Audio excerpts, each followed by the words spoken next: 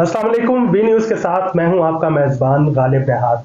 आज हमारे साथ जो शख्सियत मौजूद हैं, अगर हम कहें कि वो बलूचिस्तान के नौजवान तरीन जो हैं वो वज़ीर हैं, तो इसमें कोई दो राय ना होगी।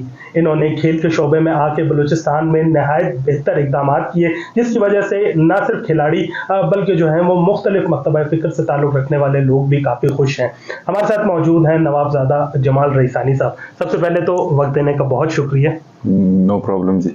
ये बताइएगा कि आप खुद स्पोर्ट्स से मुंसलिक है, बिलखसूस फुटबॉल से। बलूचिस्तान में खेल का शोबा जो बिल्कुल जो है वो ज़मीं बोस हो चुका था, आप उसमें आए, क्या इक़दामात अब तक किए, ज़रा उसके हवाले से आगाह कीजिएगा। बिस्मिल्लाहिर्रहमानिर्रहीम। सबसे पहले आपका बहुत शुक्रिया टाइम निकालने का और हमारी जो आवाज़ है लोगों तक पहुंचाने का। जब से मैंने चार्ज संभाला है कुछ मुश्किलात के सामने मुझे करना पड़ा, वो क्योंकि यंग जो हमारे यंग एज के लोग होते हैं उनको ऑफिस और दफ्तर का इतना वो पता नहीं होता, लेकिन अल्हम्दुलिल्लाह मैंने जो इक़दाम उठाए हैं, सबसे पहले ये किया कि ये मैंने क्लियर कराया कि जितने भी हमारे सूबे की रिसोर्सेज हैं हमारे सूबे में ही लगने चाहिए, हमारे सूबे के बच्चों और बच्चियों के ऊपर लगने चाहिए। हमने all Pakistan chief minister 4th world cup कराया, जिधर आपकी 180 टीम से ज़्यादा टीमों ने शिरकत की, 3000 से ज़्यादा फुटबॉल प्लेयर्स ने शिरकत की। उसके अलावा हमने बलूचिस्तान का तारीख का सबसे पहला inter provincial women volleyball championship कराया और 54th मेन वॉलीबॉल चैम्पियनशिप कराया। हाल ही में हमने जो हमारा शहीद वतन जो मेरे वालिद साहब थे नवाबज़ादा मीर सिराज रईसानी स्पोर्ट्स फेस्टिवल का इनेकाद किया, वो एक हफ्ता पूरा चला। उसमें 17+ गेम्स थे, मेन एंड वुमेन, जिसमें आपका फुटसॉल था, फुटबॉल, स्नूकर वगैरह। 1000 से ज़्यादा प्लेयर्स ने उनमें शिरकत की और हमने कुछ जो कोचेज़ हैं वुमेन एम्पावरमेंट की तवज्जो से हमने कराची यूनाइटेड से वो बुलाएं, ताकि हमारा जो वुमेन पॉपुलेशन है वो ये ना समझे कि हम उनको इग्नोर कर रहे हैं। इसके अलावा इंशाल्लाह बहुत जल्द मैं एक टीम को थाईलैंड ले जा रहा हूँ, अंडर 25 को। अंडर 25 टीम ले जाने का मकसद ये है कि उनको इंटरनेशनल एक्सपोजर मिले। यंग खिलाड़ियों को जो फैसिलिटीज़ बाहर मुल्कों में मिलते हैं, ममालिक में मिलते हैं, वो बलूचिस्तान या पूरे पाकिस्तान में नहीं मिलते। तो हमारी पूरी कोशिश ये होगी कि इस टीम को हम ले जाएं, एक्सपोजर मिले और वो स्काउट हो बाकायदा, ताकि वो अपना करियर दूसरे ममालिक में इस्टेब्लिश कर सकें। एक चीज़ हमने देखी है कि यहाँ पे मुख्तलिफ एथलीट्स जो हैं उनको जो एक सबसे ज़्यादा प्रॉब्लम आती है वो होती हैं माली मुश्किलात, क्योंकि बलूचिस्तान के जो ज़्यादातर खिलाड़ी हैं वो इतने वेल सेटल्ड घरानों से नहीं आते। उनकी माली इमदाद के लिए क्या कोई इंसेंटिव्स रखे गए हैं, क्योंकि ये सबसे बड़ा एक स्पोर्ट्समैन का मसला होता है, इसके लिए क्या इक़दाम किए गए? देखिए जी, सिर्फ ये बलूचिस्तान का मसला नहीं है, मैं समझता हूँ पूरे पाकिस्तान का मसला है। क्योंकि अगर दूसरे ममालिक में आप देखें तो स्पोर्ट्स को बहुत तरजीह दिया जाता है और प्रोफेशन एज ए स्पोर्ट्समैन आपको हैंडसम सैलरी पे की जाती है। मैं खुद एक प्रोफेशनल फुटबॉलर रह चुका हूँ। मैंने जो अपना तालीमी सिलसिला है अपनी पॉकेट से मैंने उसका जो पेमेंट वगैरह मैंने खुद किया अपनी सैलरी से फुटबॉल कर अल्हम्दुलिल्लाह। लेकिन मसला ये है कि जब हमारे स्पोर्ट्समैन या स्पोर्ट्स वुमेन किसी स्पोर्ट्स में टैलेंटेड हैं, हम उनको सिक्योरिटी नहीं दे पाते। सिक्योरिटी से मुराद ये है कि प्रोफेशनल सिक्योरिटी। यहाँ क्या होता है, यहाँ ये होता है कि भाई एक नेशनल गेम्स का टूर्नामेंट हो रहा है तो स्पोर्ट्स बोर्ड कहता है आप आएँ, इसको बलूचिस्तान को रिप्रेजेंट करें। हफ्ता चले, 5 दिन चले, 6 दिन चले, ये टूर्नामेंट ख़त्म हो गया तो वो जो एथलीट जिसने इस टूर्नामेंट में हिस्सा लिए उसका हम नाम निशान तक नहीं होता। होना ये चाहिए कि हम उनको कॉन्ट्रैक्ट बेसिस पे हम उनको सैलरीज दें जो कि हमारे टैलेंटेड प्लेयर्स हैं, ख्वाह फुटबॉल में हो ख्वाह वो दूसरे जो स्पोर्ट्स हैं उनमें हो, ताकि ये हो कि कम से कम इस कॉन्ट्रैक्ट के तहत उनको ये सिक्योरिटी मिले कि उनका घर का चूल्हा चल सके। इसके ऊपर हम काम कर रहे हैं क्योंकि ये एक इंटरलिंक्ड और बहुत कॉम्प्लेक्स प्रॉब्लम है। ये निगरान हुकूमत शायद ही इसको सॉल्व ना कर सके, लेकिन हम ये चाहते हैं कि जो आने वाला जितना इलेक्टेड गवर्नमेंट है उसको हम इतने मजबूर करें, ऐसे इकदाम उठाएं कि वो मजबूर होकर हमारे इकदाम पर वो कंटिन्यू हो जाए। तो ये एक बहुत बड़ा मसला है कि कॉन्ट्रैक्ट बेस्ड जो एथलीट्स है वो हमारे पास नहीं है। ये बताइएगा कि एक सबसे बड़ा इशू जो बलूचिस्तान में हमने देखा है वो है खेलों के मैदान ना होने के बराबर है। जिस समाज में खेलों के मैदान ही नहीं होंगे वहाँ दहशतगर्दी भी परवान चढ़ेगी और वहाँ पर अमन व अमान की सूरत हाल भी ख़राब। ये सबसे ज़्यादा बुनियादी चीज़ है खेलों के मैदान बनाना। क्या इसके लिए कोई पॉलिसी आपने सोची है या कोई ऐसी सिलसिला आप तरतीब दे रहे हैं कि खेलों के मैदान बनाए जाएं और फिर उन्हें आबाद भी रखा जाए? बिल्कुल जी, हमारी पूरी कोशिश ये होगी कि हम खेलों के मैदानों को आबाद करें जितने भी हमारे पास हैं एट द मोमेंट, क्योंकि अगर हम उनको आबाद नहीं करते, present the ones that we already have, उनको अगर हम आबाद नहीं कर सकते फिर नए बनाने का मेरे ख्याल से कोई जवाब पैदा नहीं होता। तो हमारी पूरी कोशिश ये है कि सबसे बड़ी हमारे इशू ये है कि हमारा जो जितने भी स्पोर्ट्स स्कीम्स होते हैं वो सारे पॉलिटिकली बेस्ड होते हैं। हर एमपीए या एमएनए चाहता है कि मेरे हल्के में ये हो वो हो, ये, लेकिन हम जो पब्लिक इंटरेस्ट है वो नहीं देखते। तो होना ये चाहिए कि पॉलिटिकल जो इंटरेस्ट के बेस्ड प्रोजेक्ट्स हैं उनको रोका जाए। पब्लिक इंटरेस्ट जो कि जिधर भी चाहिए, फॉर एग्जांपल सरियाब रोड पे अगर एक ग्राउंड पहले से मौजूद है तो उसको हमें बेहतर बनाना चाहिए। ये नहीं करना चाहिए कि 2 किलोमीटर आगे हम एक और स्कीम दे दें कि इधर भी आप, क्योंकि ये हमारा हल्का है, ये नहीं होना चाहिए। ये सिर्फ स्पोर्ट्स में नहीं बल्कि सारे जो हमारे एजुकेशन का जो डिपार्टमेंट है, हेल्थ डिपार्टमेंट है, ये सब पॉलिटिकली जो इंसेंटिव है इसके ऊपर मुश्तमिल है, तो ये नहीं होना चाहिए। इसके अलावा हम पूरा कोशिश कर रहे हैं कि जो अपना स्पोर्ट्स पॉलिसी है उसको हम अपडेट करें, क्योंकि 2008 से लेकर आज तक किसी भी किस्म का इसमें एडिशन नहीं हुआ है, सब्ट्रैक्शन नहीं हुआ है, अपडेटेड नहीं हुआ है। तो विदाउट अ पॉलिसी हमारे पास कोई मास्टर प्लान नहीं है कि हम किस तरीके से चल सकते हैं। तो ये हमारा कोशिश होगा कि हम इसको अपडेट करें और कमेटी वाइज जो कि पहले से हमारे पॉलिसी में मौजूद है कि हर डिस्ट्रिक्ट में आपका डीसी, आपका डीएसओ, ये आपकी कमेटी के मेंबर्स हैं और आपका चेयरमैन जो है वो सेक्रेटरी स्पोर्ट्स है। जितने भी आपके प्रोजेक्ट्स आते हैं किसी भी, अगर क्वेटा में आते हैं तो आपका डीएसओ क्वेटा बैठेगा, डीसी क्वेटा बैठेगा और सेक्रेटरी साहब बैठेंगे और अप्रूवल उसी कमेटी से होगा। ये नहीं कि ये मेरा पॉलिटिकली एला है इसके लिए मैं एक प्रोजेक्ट इनिशिएट कर रहा हूँ, ये नहीं हो सकता। इसीलिए हम कोशिश कर रहे हैं कि जितना भी हमारा फंड्स बोगसली इस्तेमाल हुए, हमारे रिसोर्सेज बोगसली एलोकेट हुए, हम उनको चेक एंड बैलेंस करें। इलेक्शंस की तारीख आ गई है 8 फरवरी। क्या आपको लगता है कि आप बलूचिस्तान के स्पोर्ट्स में कोई ऐसा संग मील रखने में कामयाब होंगे इस कलील से अरसे में जो लोग याद रखेंगे? क्या लगता है आपको? बिल्कुल, मैंने तो कुछ ऐसी इनिशिएटिव्स और डिसीजंस लिए हैं जो कि हमारे पुराने पॉलिटिशियंस या मिनिस्टर साहब ने नहीं लिए। सबसे पहले तो ये है कि अगर हम इक्वालिटी का दावा करते हैं तो हमें अपने बच्चों के साथ उसी ग्राउंड में खेलना है जिधर वो खेलकर जख्मी होते हैं।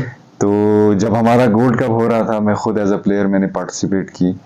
तो ये देखा जाए तो बहुत छोटा स्टेप है, लेकिन अगर आप पीछे हटकर इसको देखें तो ये एक ऐसा माइलस्टोन है कि जो हमारे बलूचिस्तान का टैबू, जो ट्रेडिशनल टैबू होता है, वो भी तोड़ता है।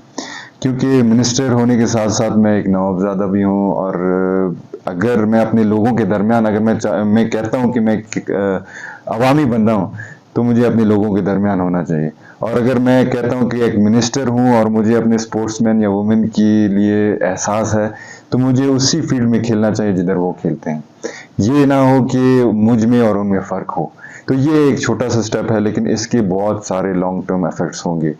इसके अलावा मैं कोशिश कर रहा हूँ, हमारी जो टीम है, बल्कि हम कोशिश कर रहे हैं, क्योंकि नो आई इन टीम, तो हमारी टीम है, कोशिश कर रहे हैं कि हम एक स्पोर्ट्स एप्लीकेशन बनाएं, क्योंकि डिजिटलाइज दौर है और हम चाहते हैं कि हमारे जितने भी स्पोर्ट्स टैलेंटेड प्लेयर्स हैं उनको हम एक डेटाबेस फराहम कर सके, ताकि वो यही हमारा डेटाबेस इस्तेमाल कर कर जो बाहर बैठे स्काउट्स हैं उनके थ्रू वो स्काउट हों। तो ये हमारा एक माइलस्टोन होगा जो हम पूरा कोशिश कर रहे हैं। इसके अलावा हम ये कर रहे हैं कि इसी ऐप के तहत हम ये जो आपके, क्योंकि स्पोर्ट्स में बहुत कॉन्फ्लिक्ट होते हैं, सियासत भी ज़्यादा होता है, तो जब ये एप्लीकेशन बनेगा आपके एक क्राइटेरिया रखा जाएगा, आपकी रिकग्नाइज्ड एसोसिएशन है वो इसमें रजिस्टर्ड होंगे, आपके रिकग्नाइज्ड जो रजिस्टर्ड टीम्स हैं वो इसमें वो रजिस्टर होंगे, आपके प्लेयर्स, आपके कोचेस, ताकि कल के दिन ये ना हो कि पैरेलल बॉडी खड़ा हो जाए। तो हमारे लिए भी आसानी होगी, इलेक्टेड गवर्नमेंट के लिए भी आसानी होगी कि उनको एम्पावर करे जो कि पहले से रजिस्टर्ड है, न कि उनको जो कि नए आने वाले हैं। जी, एक नाखुशगवार वाक़या हमने देखा जब ये गोल्ड कप स्टार्ट हुआ कि डेरा बुक्टी से जो टीम आनी थी उसके 6 प्लेयर्स को किडनैप किया गया, जो अब तो खैरियत से तमाम तर जो लोग हैं वो अपने घर और जो खिलाड़ी हैं वो पहुंच चुके हैं। इस दौरान क्या इकदाम आपकी जानिब से उठाए गए, और जो इंटीरियर मिनिस्ट्री है उनके दरमियान, आपके दरमियान एक राब्ता तो हुआ ही होगा, उसकी सूरत हाल बताएं। वो घर कैसे वापस आया, कोई तावान दिया गया या उन्हें छोड़ा गया? ये एक बड़ी कॉन्फ्लिक्ट सी खबर है जो अभी तक मुकम्मल नहीं हो सकी। देखिए जी, सबसे पहले तो 2 नाखुशगवार वाक़यात पेश आए थे जब हमारा गोल्ड कप हो रहा था। पहला तो ये कि 6 फुटबॉलर्स किडनैप हुए थे, और दूसरा जो सानिया मस्तूम हुआ था जिसमें हमारे लोग शहीद हुए। बात करते हैं पहले की कि स्पोर्ट्स से रिलेटेड है। ये उन्होंने तब किया था जब हमने हमारे क्वालिफाइंग राउंड शुरू हो रहे थे, तो डेरा बूटी से एक टीम सीबी के लिए डिविजनल क्वालिफायर्स खेलने के लिए जा रहे थे। तो इन बच्चों को, इनके 18 की टीम थी और 18 में से ये सिर्फ 6 ले गए शिनाख्त करके। देखा जाए तो ये, क्योंकि हम अगर स्पोर्ट्स को प्रमोट कर रहे हैं तो अमन के तवस्सुत से, अमन की राह में प्रमोट कर रहे हैं, तो वो उस मिशन को सबोटाज करने की कोशिश कर रहे थे। क्योंकि मैं खुद समझता हूँ कि पाकिस्तान है तो हम हैं, तो शायद ही अगर उनको लगा होगा कि मिनिस्टर एक प्रो पाकिस्तानी है तो सबोटाज करने की कोशिश करता है। लेकिन जब ये वाक़या पेश आया, मैंने खुद डीसी डेरा बुक्टी साहब से बात की, एफसी के जो हमारे बैठे हुए थे, मैंने उनसे बात की, अपनी एजेंसी से बात की, सीएम साहब से मैंने बात की, होम मिनिस्टर, इंटीरियर मिनिस्टर से मैंने बात किया। ये भी कहना रद्द होगा कि state mechanism was not active. कुछ लोग कहते हैं कि तावान है, ये है, वो है। शायद उनके अपने, अगर हम कहते हैं कि तावानी की बात है तो फिर उनके अपने पर्सनल क्रैशेस होंगे, तो फिर हम स्टेट को अवॉल्व नहीं करें। लेकिन ये कहना चाहिए कि ये अप्रिशिएट करना चाहिए कि स्टेट के जो मैकेनिज्म थे, डेरा बुक्टी के जो डीसी थे, आपके जो एफसी के जवान थे, आपके दूसरे जो इदारों के जवान थे, उन्होंने 5-6 दिन मुसलसल शाम को ऑपरेशंस किए। आपके हेलीज गए थे इन पहाड़ों पे चेक करने के लिए कि where are the foot tracks of these people. तो मैं तो अपनी स्टेट को अप्रिशिएट और उनको दाद पेश करना चाहता हूँ, जिनको उन्होंने, उनकी खामखा अगर उन्होंने छोड़ा है तो उनको तो प्रेशर आया होगा किसी जगह से कि उन्होंने छोड़ा है। तो स्टेट मैकेनिज्म वाज एक्टिव, और we should appreciate those who worked hard for this achievement. माहौल को ज़रा सा लाइट करते हैं। ये बताइएगा कि 25 साल आपकी उम्र है, अगर मैं गलत नहीं हूँ। इस उम्र में वजारत मिलना, पहले तो आप नॉमिनेट हुए, उसके बाद आपने हल्फ उठाया, तो क्या तासुरात थे, क्या जज्बात थे, उसके बारे में बताइए ज़रा। मुझे, क्योंकि मैं पैदाइश मेरी कोयटा की है, लोग मुझे बड़े अच्छी तरीके से जानते हैं, अल्हम्दुलिल्लाह फैमिली बैकग्राउंड भी अच्छा है। सिटी स्कूल से मैंने इब्तदाई तालीम हासिल की, फिर मैं गया थाईलैंड, क्योंकि 2011 में मेरे भाई शहीद हुए थे, तो मेरे लिए मुनासिब नहीं था कि हर दिन मैं स्कूल जा सकूं, सिक्योरिटी के कुछ वजूहात थे। थाईलैंड एक ऐसा मुल्क है जो कि वो टैलेंट को, कैपेबिलिटी को तरजीह देता है, एज को नहीं। लेकिन जब फिर आप आते हैं बलूचिस्तान या पाकिस्तान की तरफ, एक बहुत बड़ा टैबू है कि अगर कोई यंग बंदा किसी बड़े के खिलाफ अच्छा फैसला भी दे तो उसको नाफरमानी या बदतमीजी में कैटेगरी में लाया जाता है। तो जब मैंने हल्फ लिया तो बड़ा एक बलूचिस्तान में बल्कि पूरे पाकिस्तान में कल्चरल शॉक पैदा हुआ कि भाई 25 कोई मीडिया वालों ने चला कि 21 साल का है, 18 साल का है, तो 25 साल के वजीर के अंदर 20 ग्रेड 18 ग्रेड 19 ग्रेड के ऑफिसर कैसे काम करेंगे। तो ये इन्होंने प्रोपेगेंडा किया। लेकिन फिर मैं ये वाजे करना चाहता हूँ कि age is just a number. आज भी अल्हम्दुलिल्लाह जब हमारी मीटिंग्स होती हैं, कैबिनेट का जब भी मीटिंग होता है, मेरे सारे काबिल एहतराम मिनिस्टर्स हैं, मैं उधर भी कोशिश करता हूँ कि अपना इनपुट मैं दूँ। वजह ये है कि मैं सिर्फ अपने आप को रिप्रेजेंट नहीं कर रहा, मैं एक नौजवान जो है पॉपुलेशन उनको रिप्रेजेंट कर रहा हूँ। तो मेरा इनपुट हर एक जो फैसले नौजवान के लिए जाते हैं या किए जाते हैं उसमें लाजमी है। तो पूरा कोशिश मेरा ये है कि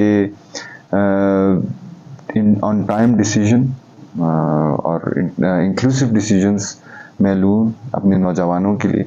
और मुझे नहीं लगता कि इससे खुशाइंद बात है कि नौजवान ही नौजवान के फैसले करें। जज्बात तो बहुत ज़्यादा थे, लेकिन टाइम की कमी की वजह से मैंने जो अप्रोच लिया वो short term, mid term, long term लिया।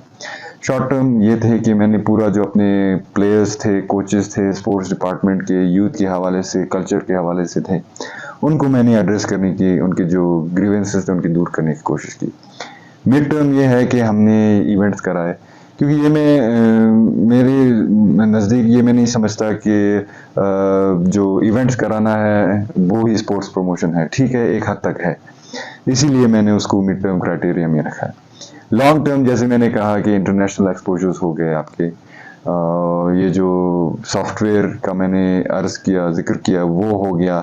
उसके अलावा अंडर 10 पे हम फोकस कर रहे हैं। अंडर 12 जो हमारे हाल ही में under 10 futsal, women futsal tournament हुआ था इंटर स्कूल, उस पे फोकस। ये हमारे स्पोर्ट्स नर्सरीज हैं। इससे ही हमें टैलेंटेड प्लेयर्स मिलेंगे, हमें प्लेयर्स मिलेंगे, उनको प्लेटफॉर्म मिलेगा। तो ये चंद चीज़ें हैं। इसके अलावा हमारा जो कल्चर मेरे पास है, कुछ लोग क्योंकि स्पोर्ट्स को हम नज़र आता है स्पोर्ट्स, तो वो शायद ये समझते हैं कि मैं कल्चर को इग्नोर कर रहा हूँ। कल्चर में बहुत सारे फ्लॉज थे जब से मैं आया हूँ। सबसे बड़ा फ्लॉ ये था कि महाना के 30,000 रुपये आर्टिस्ट इंडोमेंट फंड में 110 लोगों को दिया जा रहा था। जब से मैं आया हूँ उस लिस्ट को मैंने रिव्यू कराया है, उस लिस्ट को मैंने कैटेगराइज कराया है कि A category pride of performance वाले आर्टिस्ट को आप 30,000 दें, बी कैटेगरी को 20,000 दें, सी कैटेगरी को 15,000 या 10,000 जो भी है उसको दें। क्योंकि अगर हम प्राइड ऑफ परफॉर्मेंस वाले को और एक जो लोकल है, मतलब उस लेवल का नहीं है, उसको और उस प्राइड ऑफ परफॉर्मेंस वाले को एक ही उसमें मेजर करते हैं, ये नाइंसाफ़ी है। इसके अलावा हमने पश्तून कल्चर डे, ये मैं नहीं समझता कि इन डेज़ को मनाना ये हमारा कल्चर का छोटा मोटा हिस्सा होगा, लेकिन हमारा पूरा कल्चर नहीं है। हम पूरा कोशिश कर रहे हैं कि एक कल्चरल एक्सपो हो, क्योंकि ये जो हमारे इवेंट्स होते हैं ये मुनक्किद शुदा दिनों में होते हैं, लेकिन कभी भी ऐसा नहीं हुआ कि बलोच कल्चर डे भी हम एक ही दिन में मनाएं, पश्तून कल्चर डे भी हम एक ही दिन में मनाएं, हज़ारगी कल्चर डे, जो जितने भी हमारे सकाफत से एक ही दिन में मनाएं। तो हमारा पूरा कोशिश ये होगा कि हम एक मेल्टिंग बोल के तहत इसको हम इनिशिएट करें। इसके अलावा हाल ही में हमारा लोक विरसा शुरू है, जिसमें मैंने ये ऐलान किया था कि हमारा जो बलूचिस्तान म्यूज़िकल नाइट है उसको हम नहीं करेंगे। वजह ये है कि फ़लस्तीन में जो हो रहा है उस पर भी हमें और तो कुछ नहीं कर सकते, सिर्फ यही कर सकेंगे कि खामोशी और दुख और एहसास और उनके साथ सॉलिडेरिटी का जो मैसेज है वो हम दें। शायद ही सोशल मीडिया में शायद आपने देखा होगा कि थोड़ा एलिगेशंस लग रहे हैं ये वो, लेकिन I am ready to face these allegations. I stand on my decision that we are standing with the Palestine वो हमारा मुसलमान हैं, हम उनके साथ खड़े हैं। यूथ का आते हैं तो यूथ का इंशाल्लाह इसी महीने के एंड में मैं एक डेलीगेशन थाईलैंड से मंगवा रहा हूँ। 5 रुकनी डेलीगेशन होगा, जिसमें आपका थाईलैंड में जो प्रोफेसर्स हैं, मेरे जो प्रोफेसर्स हैं वो होंगे, और बाकायदा जिस यूनिवर्सिटी में मैं पढ़ रहा था उस यूनिवर्सिटी के वाइस प्रेसिडेंट आएंगे, और उसी यूनिवर्सिटी के साथ हम कोशिश करें कि एक MOU साइन करें। MOU इस हवाले से साइन कर रहे हैं कि बैचलर डिग्री के हम स्टूडेंट्स बलुचिस्तान से उस तरफ भेजें, एक्सचेंज प्रोग्राम्स स्कॉलरशिप की बुनियाद पर। हम ये होगा कि बलुचिस्तान गवर्नमेंट एयर टिकट्स वगैरह प्रोवाइड करेगी उस स्टूडेंट को या स्टूडेंट्स को, और जो अकोमोडेशन है, तालीम का सिलसिला है, वो यूनिवर्सिटी खुद देंगे। क्राइटेरिया हमने ये रखा है कि एक तो जो अफोर्ड कर सकते हैं उसको, और दूसरा जो अफोर्ड नहीं कर सकते। इसमें हमने मास्टर्स प्रोग्राम को भी टच किया हुआ है, तो ये एक बड़ा इनिशिएटिव होगा। तो जब वो आएंगे बाकायदा एक MOU साइन भी होगा, और उनको मैंने इसीलिए बुलाया कि क्योंकि मैं एक पीस एंड कॉन्फ्लिक्ट स्टडीज़ का स्टूडेंट हूँ, मैं मास्टर्स उसी में कर रहा हूँ। तो जो सब्जेक्ट इंडिया में पढ़ाया जाता है या आगे जाकर इस्लामाबाद में पढ़ाया जाता है, क्योंकि हम वॉर एंड टेरर के बड़े शिकार हुए हैं बलुचिस्तान, तो हमें क्यों नहीं पढ़ाया जाता? हमें अभी तक ये पता नहीं है कि कॉन्फ्लिक्ट और वायलेंस में क्या फ़र्क होता है। कॉन्फ्लिक्ट नॉर्मल होता है और वायलेंस से हमें गुरेज करना चाहिए, हमें उसकी तरफ बढ़ना नहीं चाहिए। हम हर कॉन्फ्लिक्ट को वायलेंस की तरफ बढ़ाते हैं, इसीलिए आप देख रहे हैं कि बलुचिस्तान के जो यूथ है डिरेल हो रहा है। ये बताइएगा कि इलेक्शन कमीशन की जानिब से एक वाज़ेह तारीख रख दी गई है जी। बलूचिस्तान के जो शुमाली अज़ला है, बिलखसूस वहाँ पर बर्फबारी होती है, सर्दी काफ़ी होती है। क्या आपको लगता है कि 8 फरवरी को होने वाले इंतखाबात बलूचिस्तान के शुमाली अज़ला में आसानी से जो है वो अंजाम तक पहुँच जाएंगे? उसके लिए क्या तैयारियां की गई इंतखाबात के लिए बलूचिस्तान? देखिए जी, जो एक केयरटेकर गवर्नमेंट है उसका ये मैंडेट होता है कि साफ और शफाफ वो इलेक्शंस कराएं। प्राइम मिनिस्टर साहब, इंटीरियर मिनिस्टर साहब, हमारे वज़ीर आला अमीर अली मर्दान डोमकी साहब, उनकी पूरी कोशिश है कि ये इलेक्शन साफ और शफाफ हों। डेट, क्योंकि इलेक्शन कमीशन और जो हमारे दूसरे बॉडीज़ हैं उनकी मशवरत से रखा जाता है, ये नहीं देखा जाता है कि जिधर गर्मी है जिधर सर्दी है।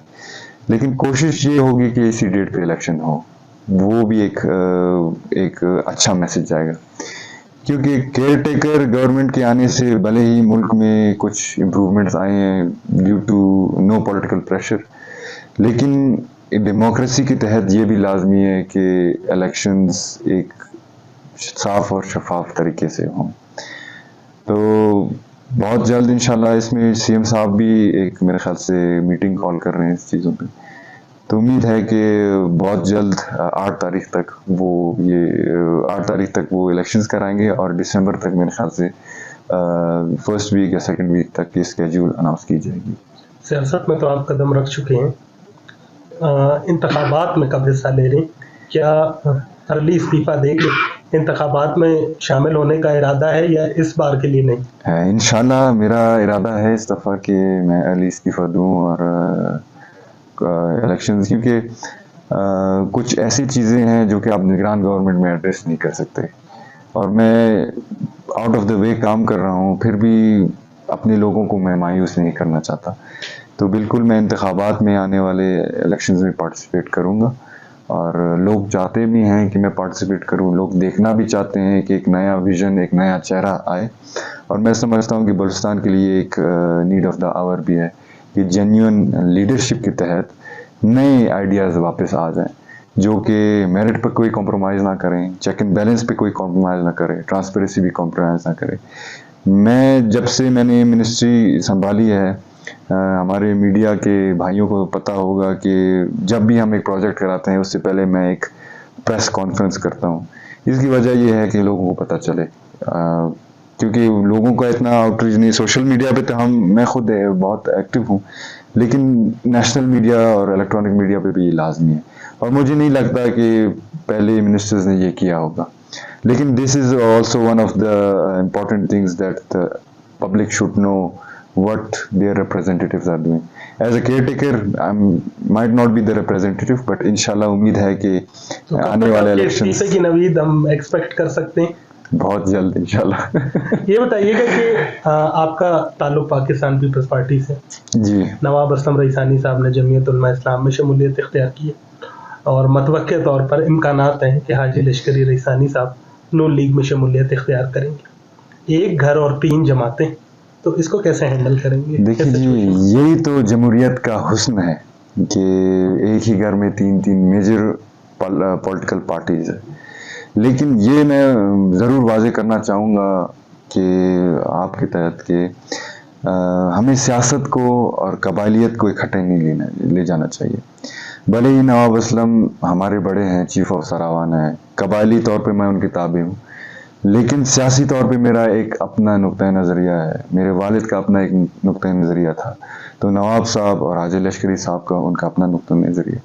तो पॉलिटिकली इसमें ऐसी कोई बात नहीं है कि ये बदतमीज़ी होगा या कोई क्लैश होगा। तो ये डेमोक्रेसी है। डेमोक्रेसी में फेयर एंड स्क्वायर आपको फील्ड प्रोवाइड की जाती है कारकर्दगी की बुनियाद पर और आपकी कैपेबिलिटीज़ की बुनियाद पर आपको इलेक्ट किया जाता है। तो देखते हैं कि क्या उनका क्या राय होगा, हमारा क्या होगा। हमारे साथ मौजूद थे नौजवान तरीन निगरान वज़ीर खेल बलूचिस्तान नवाबज़ादा जमाल रईसानी साहब। इन्होंने एक बहुत ही इम्पॉर्टेंट खबर ये दी कि वो अपना इस्तीफ़ा जल्द देकर अमली सियासत और इंतखाबात में हिस्सा लेंगे। अपने मेज़बान गालिब नेहात को इजाज़त दीजिए। अल्लाह हाफ़िज़।